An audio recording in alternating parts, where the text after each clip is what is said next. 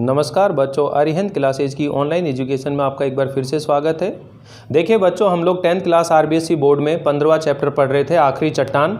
और हमने अब तक इस बात की चर्चा कर चुके हैं कि जो लेखक है वो कन्याकुमारी की यात्रा पर गया था और वहाँ यात्रा पर वह जो कन्याकुमारी है उसका जो दक्षिणी छोर है, जहाँ पर अरब सागर, हिंद महासागर और बंगाल की खाड़ी का संगम स्थल है, वहाँ उस आखिरी चट्टान पर जहाँ कभी स्वामी विवेकानंद जी ने समाधि ली थी, उस चट्टान पर चढ़कर वहाँ के सुंदर दृश्यों को लेखक देखता है और अपनी यात्रा का वो वर्णन करता हुआ चलता है। आज इस वीडियो के अंदर हम यहाँ चर्चा करने वाले हैं कि जो लेखक है वह एक टीले के ऊपर पहुँच गया है। वो सैंड हिल जो टीला है उससे आगे का टीला है और वहाँ बैठ कर के वो सूर्यास्त का दृश्य देख रहा है। सूर्यास्त होने वाला है और वह समुद्र के तल से सूर्य टकरा गया है और जैसे ही वो टकराया उसकी सुनहरी जो किरणें हैं वो समुद्र पर फैल गई और ऐसे लगने लगी जैसे मानो सोना फैल गया हो पानी के ऊपर, स्वर्णिम आभा सारे समुद्र के ऊपर फैल गई हो, इस तरह वो दिखाई देता है। तो चलिए देखते हैं हम लोग सूर्यास्त के बारे में। सूर्य का गोला यानी 76 नंबर पेज पर आप निकाल लीजिए, यहाँ से हम लोग पढ़ रहे हैं।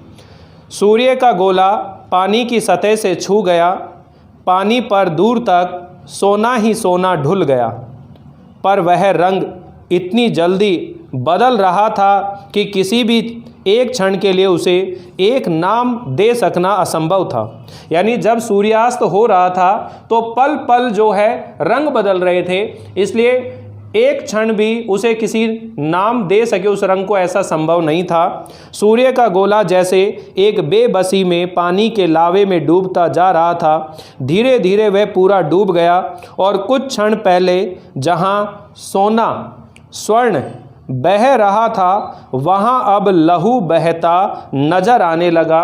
मतलब लाल रंग का हो गया, लाल रंग का हो गया वो।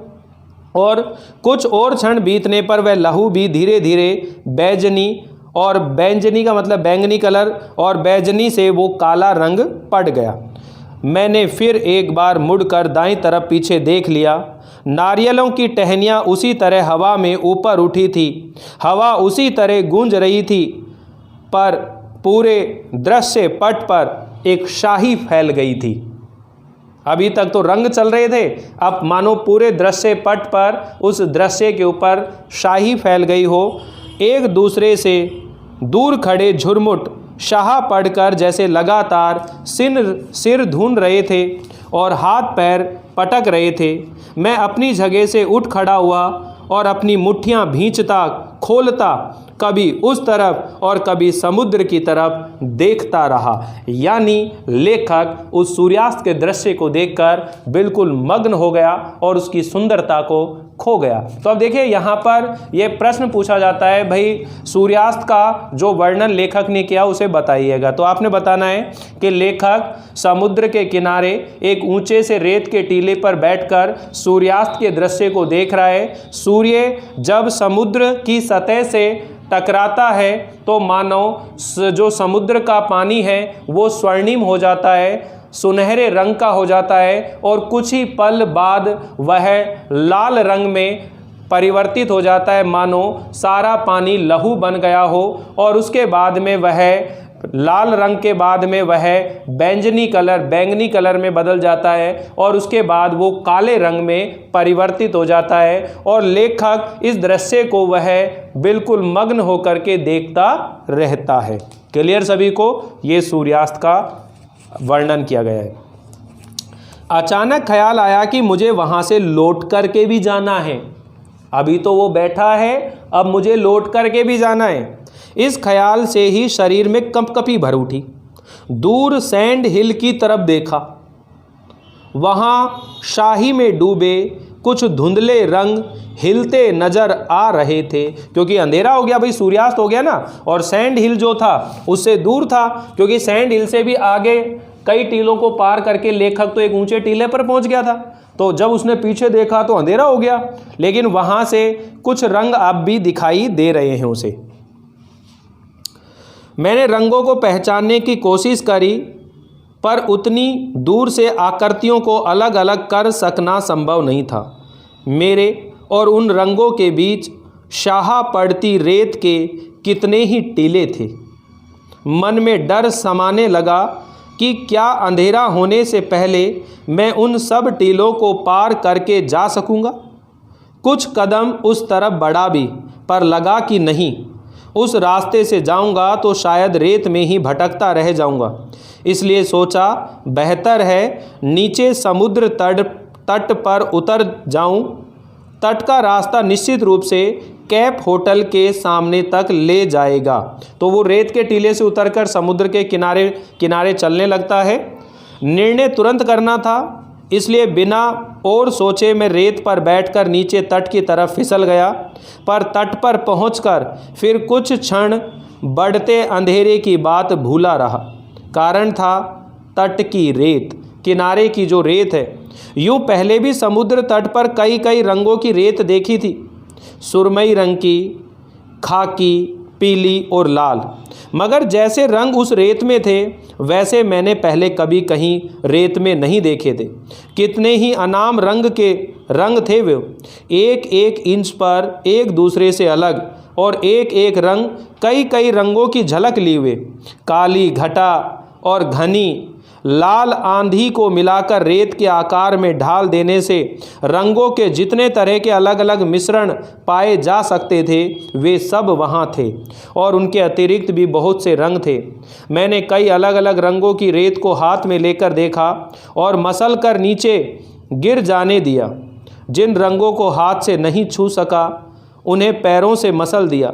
मन था कि किसी तरह हर रंग की थोड़ी थोड़ी रेत अपने पास रख लूं, पर उसका कोई उपाय नहीं था। यह सोचकर कि फिर किसी दिन आकर उस रेत को बटोरूंगा, मैं उदास मन से वहाँ से आगे चल दिया। मतलब वहाँ समुद्र के किनारे भी उस सूर्य अस्त होने की वजह से वो रेत जो है रंग बिरंगी कणों के रूप में नज़र आ रही थी। समुद्र में पानी बढ़ रहा था। तट की जो चौड़ाई है वो धीरे धीरे कम होती जा रही थी। एक लहर मेरे पैरों को भिगो गई तो सहसा मुझे खतरे का एहसास हुआ। मैं जल्दी जल्दी चलने लगा। तट का सिर्फ 3-3, 4-4 फुट हिस्सा पानी से बाहर था। लग रहा था कि जल्दी ही पानी उसे भी अपने अंदर समा लेगा। एक बार सोचा कि खड़ी रेत से होकर फिर ऊपर चला जाऊं, पर वह शाहा पड़ती रेत इस तरह दीवार की तरह उठी थी कि उस रास्ते ऊपर जाने की कोशिश करना ही बेकार था।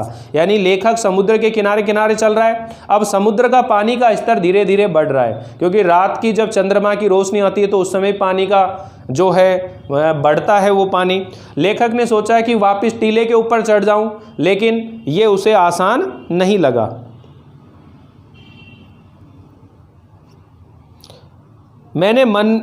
मेरे मन में खतरा बढ़ गया। मैं दौड़ने लगा। 2-1 और लहरें मेरे पैरों के नीचे आकर लौट गई। मैंने जूता उतारकर हाथ में ले लिया। एक ऊंची लहर से बचकर इस तरह दौड़ा जैसे सचमुच वह मुझे अपनी लपेट में लेने आ रही हो। सामने एक ऊंची चट्टान थी।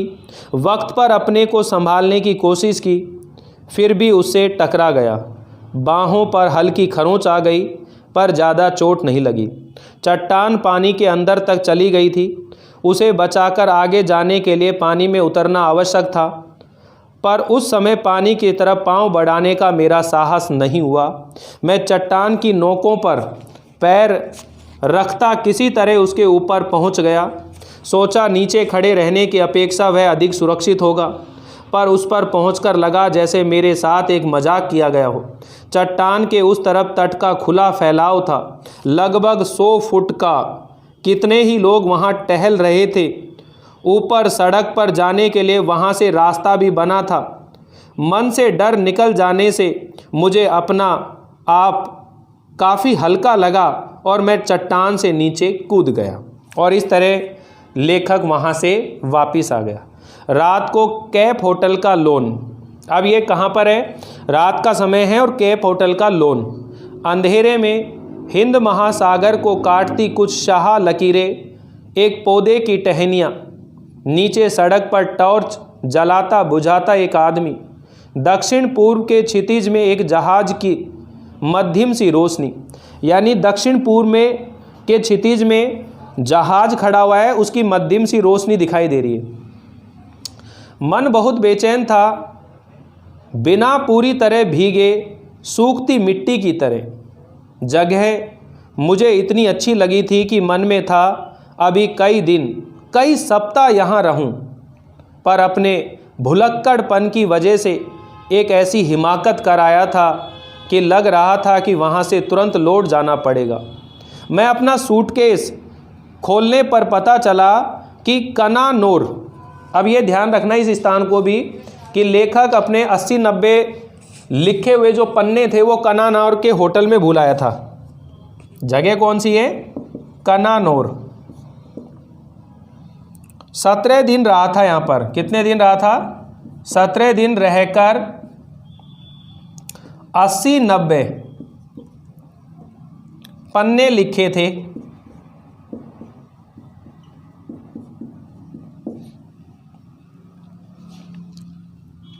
वे वहीं मेज की दराज में छोड़ आया था। मेज की दराज में छोड़ आया था।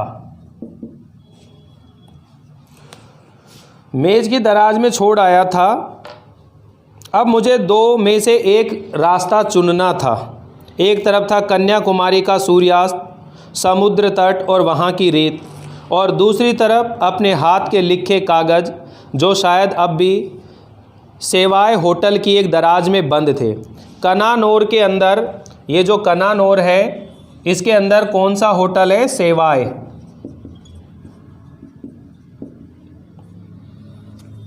सेवाए होटल की एक दराज के अंदर मैं देर तक बैठा सामने देखता रहा, जैसे कि पौधे की टहनियों या उनके हाशिए में बंद महासागर के पानी से मुझे अपनी समस्या का हल मिल सकता है। मैं वहाँ चुपचाप बैठ के देखता रहा उसको। कुछ देर में एक गीत का स्वर सुनाई देने लगा। थोड़ी देर में एक गीत का स्वर सुनाई देने लगा जो धीरे धीरे पास आता गया। एक कॉन्वेंट की बस होटल के कंपाउंड में आकर रुकी। कौन से होटल के कंपाउंड में आकर रुकी? कैप होटल, जहाँ पर लेखक रह रहा है इस समय, वहाँ की बात हो रही है। कैप होटल की बात हो रही है कन्याकुमारी के अंदर। यहाँ एक कॉन्वेंट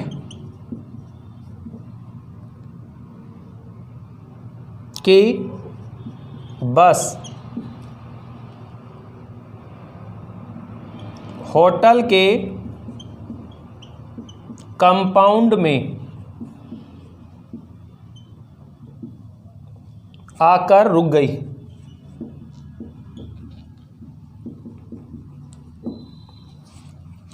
बस में बैठी लड़कियां अंग्रेजी में गीत गा रही थी। यानी ये जो बस है इसमें लड़कियां बैठी हुई हैं और अंग्रेजी में गीत गा रही है।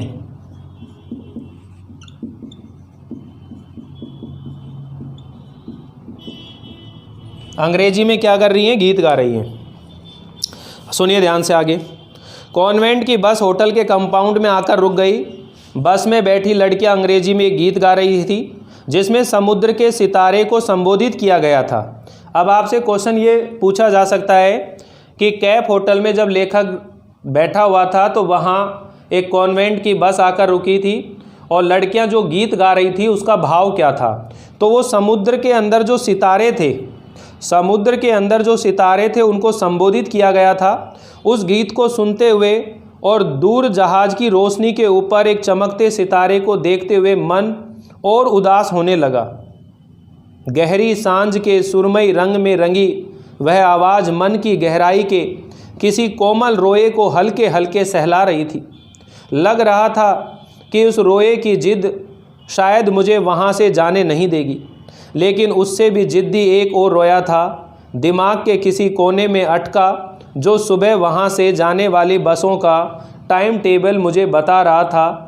गीत के स्वरों की प्रतिक्रिया में साथ टाइम टेबल के हिंद से जुड़ते जा रहे थे।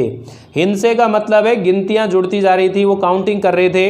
पहली बस, 7:15 पर, दूसरी 8:45 पर, तीसरी, और थोड़ी देर में बस लौट गई।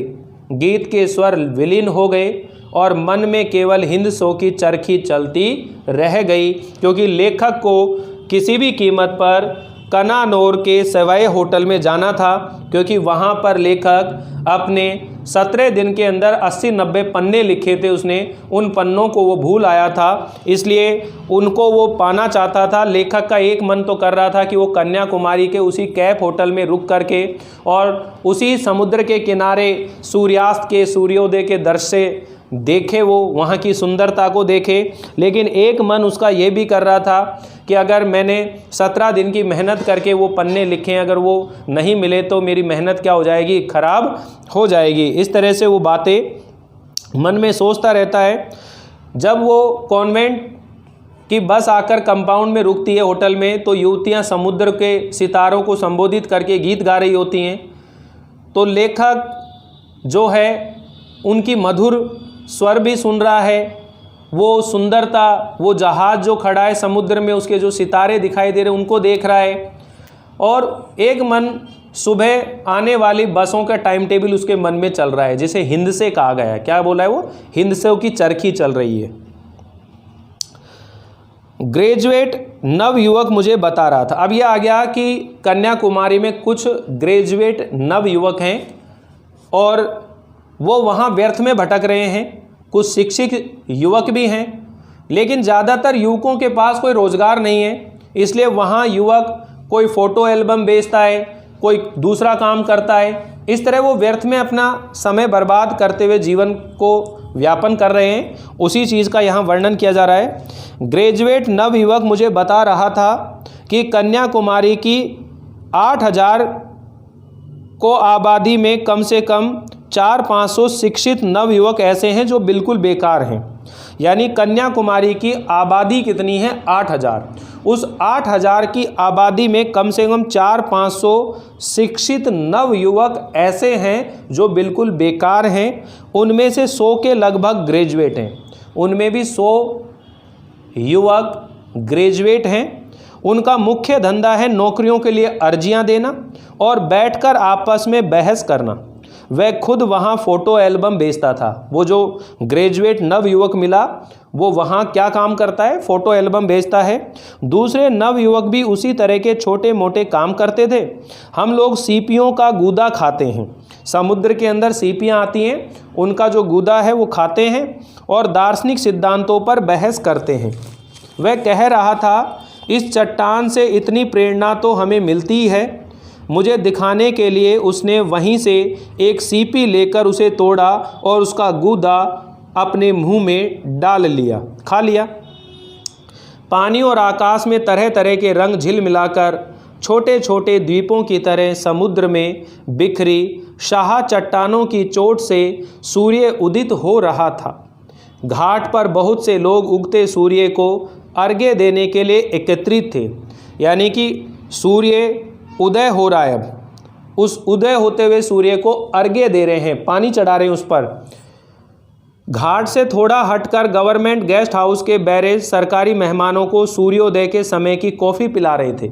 अब सूर्योदय आ गया है, अगला दिन आ गया है और गवर्नमेंट गेस्ट हाउस का जो बैरा है सूर्योदय की कॉफ़ी पिला रहा है। 2 स्थानीय नव युवतियाँ उन्हें अपनी टोकरियों से शंख और मालाएं दिखला रही थी।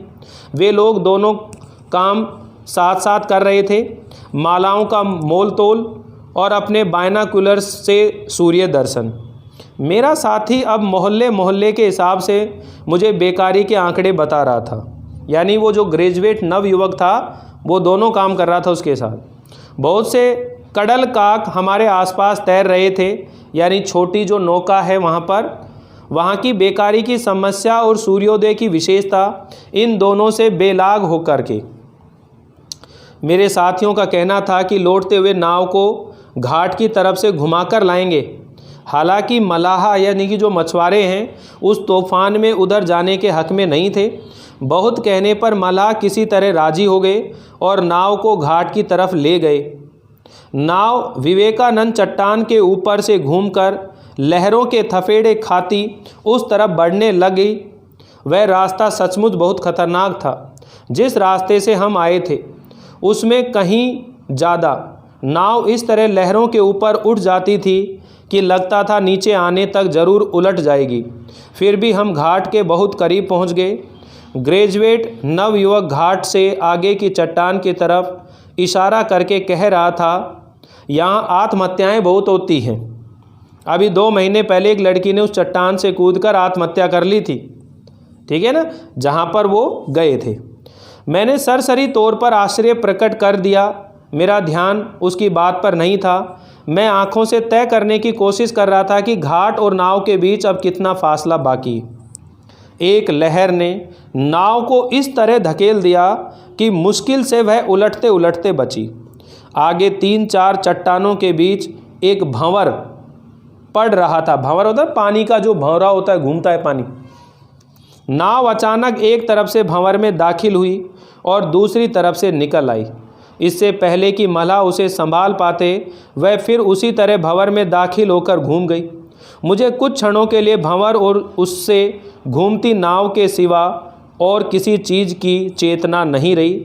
चेतना हुई जब भंवर में 3-4 चक्कर खा लेने के बाद नाव किसी तरह उससे बाहर निकल आई। यह अपने आप और या मल्लाहों की कोशिश से मैं नहीं कह सकता। भंवर से कुछ दूर आ जाने पर ग्रेजुएट नवयुवक ने बताया कि हम उस चट्टान को लगभग छूकर आए हैं जिस पर से कूदकर उस नवयुवती ने कन्याकुमारी की साक्षी में आत्महत्या की थी। पर मैंने तब तक उस चट्टान की तरफ ध्यान से नहीं देखा था जब तक हम किनारे के बहुत पास नहीं पहुंच गए। यह भी वहां पहुंचकर जाना ही घाट की तरफ से आने का इरादा छोड़कर मल्लाह उसी रास्ते से नाव को वापस लाए हैं जिस रास्ते से पहले ले गए थे। कन्याकुमारी के मंदिर में पूजा की घंटियां बज रही थी। कन्याकुमारी के अंदर मंदिर में घंटियां बज रही थी। भक्तों की एक मंडली अंदर जाने से पहले मंदिर की दीवार के पास रुककर उसे प्रणाम कर रही थी। सरकारी मेहमान गेस्ट हाउस की तरफ लौट रहे थे। हमारी नाव और किनारे के बीच हल्की धूप में कई एक नावों के पाल और कडल काकों के पंख एक से एक चमक रहे थे। मैं अब भी आँखों से बीच की दूरी नाप रहा था और मन में बसों का टाइम टेबल दोहरा रहा था। तीसरी बस 9:40 पर, चौथी उसके बाद एक शाम और वहाँ रुककर कनानौर लौट गया। वहाँ जाकर अपने लिखे कागज़ मिल तो गए, पर तब तक चौकीदार ने उन्हें मोड़कर उनकी कॉपी बना ली थी। कागज़ों पर लिखाई एक ही तरफ थी, इसलिए उनके खाली हिस्सों पर उसने अपना हिसाब लिखना शुरू कर दिया था। जब मैंने वह कॉपी उससे ली तो उसे शायद उससे कम निराशा नहीं हुई जितनी कन्याकुमारी पहुंचकर अपना सूटकेस खोलने पर मुझे हुई थी। ठीक है, इस तरह ये यात्रा वृतांत हम लोगों ने पढ़ा है और पूरे मस्त तरीके से आनंद के साथ हम लोगों ने पढ़ाई करी है बच्चों। पूरे विश्वास से मैं कह सकता हूँ कि आप लोगों को ये यात्रा वृतांत अच्छे से समझ में आ गया होगा। अब हम इसके जो क्वेश्चन आंसर हैं उनके ऊपर चर्चा करते हैं। मोहन राकेश ने किस कहानी पत्रिका का संपादन किया? तो ये तो आप बता ही सकते हैं, सारिका पत्रिका का संपादन किया था। सुनहले सूर्योदय सूर्यास्त की भूमि किसको कहा गया है? ये कन्याकुमारी को कहा गया है। कन्याकुमारी में किन 3 सागरों का संगम होता है? तो ये आप जानते हो, अरब सागर, हिंद महासागर और बंगाल की खाड़ी, इन 3 सागरों का संगम होता है। विवेकानंद ने कहाँ समाधि लगाई थी? तो विवेकानंद जी ने कहाँ समाधि लगाई थी ये आप जानते हो, अरब सागर, हिंद महासागर और बंगाल की खाड़ी का जहाँ संगम है वहाँ पर एक चट्टान है, उस चट्टान के ऊपर विवेकानंद जी ने समाधि लगाई थी। क्लियर? नेक्स्ट है, लेखक को किन पेड़ों के झुरमुट दिखाई दिए? तो नारियल के पेड़ों के झुरमुट दिखाई दिए। नारियल के पेड़ों के झुरमुट दिखाई दिए। कनानौर के होटल में लेखक क्या भूल आया था? तो कनानौर के सेवैया होटल में 17 दिन रहकर जो 80-90 पन्ने लिखे थे लेखक, वहाँ होटल की मेज की दराज के अंदर वो भूल आए थे। तो आप लिख देंगे इसको, तो बड़े आसान से कितने तरीके से हम लोगों ने निबंध, ये जो यात्रा वृत्तांत है, इसको पढ़ा है हम लोगों ने। आगे सुनिए बच्चों, कन्याकुमारी भारत के किस राज्य में है? तो कन्याकुमारी भारत के तमिलनाडु राज्य में है। समझ में आया ना? लगता है आपको कोई प्रश्न आपसे छूट जाएगा? अगर आपने इस वीडियो को पूरा सुना होगा और स्किप नहीं किया होगा तो मैं पूर्ण विश्वास के साथ आपसे कह सकता हूँ कि आपका एक भी प्रश्न छूट नहीं सकता। पूरे अच्छे ढंग से मैंने आप लोगों को ये सभी बातें क्लियर करवा दी हैं और इस वीडियो को देखने के बाद फिर आपको कुछ चीज़ पढ़ने की ज़रूरत भी नहीं है। आप सोचें समझें कि आखिर क्या यात्रा करके आए हम आज। ठीक, अगला क्वेश्चन सुनिए। सूर्यास्त के समय समुद्र के पानी का किन विविध रंगों में परिवर्तन हुआ? तो ये भी आपको आता है। लेखक ने सूर्यास्त के समय का वर्णन किया है। सूर्यास्त के समय सबसे पहले समुद्र का पानी सुनहले रंग का हुआ, फिर कुछ क्षण बाद वह लाल रंग हुआ और कुछ क्षण बाद वह रंग भी जैसे धीरे धीरे बैंगनी रंग में बदल गया और बैंगनी रंग से काला पड़ गया।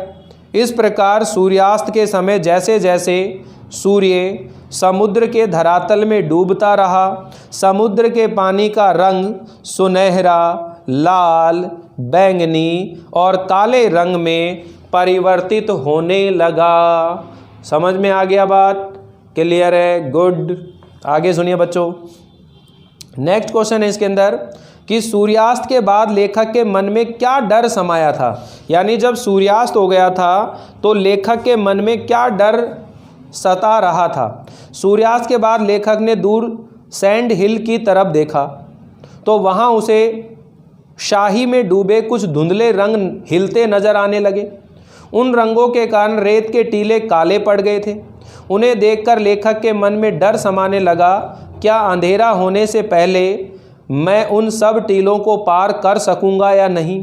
किंतु उस रास्ते अपने होटल में जाऊंगा तो रेत के टीलों में ही कहीं भटक जाऊंगा और इसी कारण लेखक को डर लगने लगता है और वह समुद्र के तट से होता हुआ अपने कैप होटल में आता है। क्लियर? गुड। सूर्योदय कालीन क्षणों में लेखक ने क्या देखा? आप देखो, सूर्योदय कालीन और सूर्यास्त दो दृश्य हैं इसके अंदर। सूर्योदय के समय समुद्र की शाही चट्टानों के बीच से तरह तरह के रंग झिलमिला रहे थे। वहाँ घाट पर बहुत से लोग उगते हुए सूर्य को अर्घ्य दे रहे थे। यानी कि सूर्योदय जब हो रहा था तो उदित होते हुए सूर्य को अर्घ्य देने के लिए बहुत से लोग इकट्ठे हुए थे वहाँ पर। और घाट से कुछ दूरी तक सरकारी गेस्ट हाउस के बहरे सरकारी मेहमानों को कॉफ़ी पिला रहे थे। दो स्थानीय युवतियाँ अपनी टोकरियों में शंख और मालाएँ बेचने का प्रयास कर रही थी और कुछ लोग अपने बायनाकुलर से सूर्योदय का दर्शन कर रहे थे। समुद्र तल पर कुछ कडल काक तैर रहे थे। क्लियर? ये भी आपको याद हो जाना चाहिए। अब देखिए निबंधात्मक प्रश्न है बच्चों, लेकिन एक प्रश्न और है। ग्रेजुएट नवयुवक ने लेखक की क्या बातचीत हुई थी? तो जो ग्रेजुएट नवयुवक आया था वो कहता भाई कन्याकुमारी की 8000 आबादी है जिसमें 400-500 नवयुवक शिक्षित हैं। उनमें भी 100 ऐसे युवक हैं जो ग्रेजुएट हैं, लेकिन कोई रोज़गार ना होने के कारण वो बेकार भटक रहे होते हैं और कोई छोटा मोटा काम करते रहते हैं। और उसी तरह वो नवयुवक जो था ग्रेजुएट, वो भी फ़ोटो एल्बम बेचने का क्या करता था? काम करता था। ग्रेजुएट नवयुवक ने लेखक के साथ बातचीत करते हुए बतलाया कि कन्याकुमारी की आबादी 8000 है और इस आबादी में कम से कम 400-500 शिक्षित युवक ऐसे हैं जो बेरोजगार हैं। इसमें से 100 के करीब ग्रेजुएट हैं और इनका मुख्य काम है नौकरी पाने के लिए अर्जियां देना, आपस में बहस करना। वे युवक कोई छोटा मोटा धंधा भी करते हैं, जैसे कोई फ़ोटो एल्बम बेचता है, कोई दूसरा अन्य काम करता है। वे सीपियों का गूदा खाते हैं और दार्शनिक सिद्धांतों के ऊपर बहस करते हैं। तो ये याद हो जानी चाहिए चीज़ें। बिल्कुल सरलता से मैं आप लोगों को ये सब चीज़ें समझा रहा हूँ बच्चों। और अगर आप थोड़ा सा भी रीड करेंगे बुक में, गाइड में कहीं से, तो आप लोगों को ये चैप्टर बहुत अच्छे से याद हो जाएगा। निबंधात्मक प्रश्न है कि नवलेखन में बहुतायत अंग्रेजी शब्दों का प्रयोग हो रहा है, क्या इसे आप सही मानते हैं? इस पाठ में जिन अंग्रेजी शब्दों का प्रयोग हुआ है उनकी सूची बनानी है। तो ये इस टाइप के प्रश्न एग्जाम में आते नहीं हैं, तो आप इसको याद ना करें, कोई दिक्कत नहीं है।